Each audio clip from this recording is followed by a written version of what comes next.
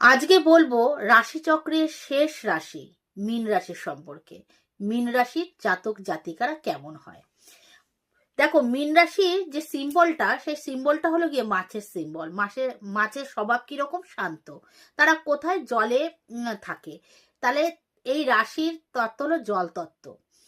এই রাশির মানুষরা কিন্তু একটু একা থাকতে ভালোবাসে, মানে নিজ ঝঞ্ঝাট, নিজ কোনো ঝামেলা থাকবে না, একা নিজেকে খুব ভালো রাখে। মানে একা থাকলে সে খুব ভালো থাকে। কেন? সে চেঁচামেচি, অশান্তি, ঝামেলা, বেশি কথা এগুলো পছন্দ করে না, একটু কম কথা বলে। কিন্তু হ্যাঁ, যখন সে কথা বলে সে কথার মধ্যে কিন্তু অনেক রোমান্টিক ভাব থাকে।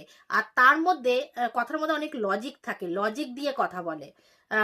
আর এদের জীবনে প্রেমটা বারে বারে আসে, কিন্তু সব প্রেম কিন্তু সাকসেস পায় না, মানে প্রেমের পরিপূর্ণতা পায় না। কেন? তার স্বভাবের সাথে অপোজিটে যে থাকে তার সাথে মিলমিশ খায় না। হয়তো দেখা গেলো ইয়ে তো শান্ত প্রকৃতির, কিন্তু অপোজিটে দেখা যায় সে খুব উগ্র প্রকৃতির, তখন তার সাথে ম্যাচ করতে পারে না। তাই জন্য অনেক সময় প্রেমে বাধাটা পায়। এরা কিন্তু পিতা মাতাকে খুব ভালোবাসে, বিশেষ করে মাকে খুব ভালোবাসে, পরিবারকে খুব ভালোবাসে। পরিবার মুখ ফুটে কিছু চেলে সেটা না করতে পারে না। তার কাছে যদি পয়সা নাও থাকে, তবুও সে চেষ্টা করে যে সেই জিনিসটা এনে তাদের মুখে হাসি ফোটাতে।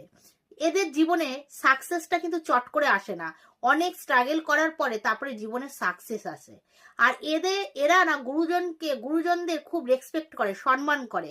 আর ভগবানের প্রতি তাদের কিন্তু অগাধ বিশ্বাস থাকে যে ভগবান যা করবে সব মঙ্গলের জন্য করবে।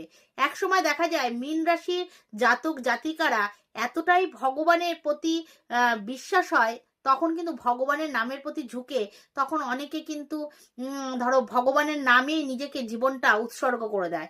এমন জাতক জাতিকা কিন্তু আছে। টোটালটা দেখা যাচ্ছে মীন রাশির জাতক জাতিকারা খুবই নম্র ভদ্র স্বভাবের হয়।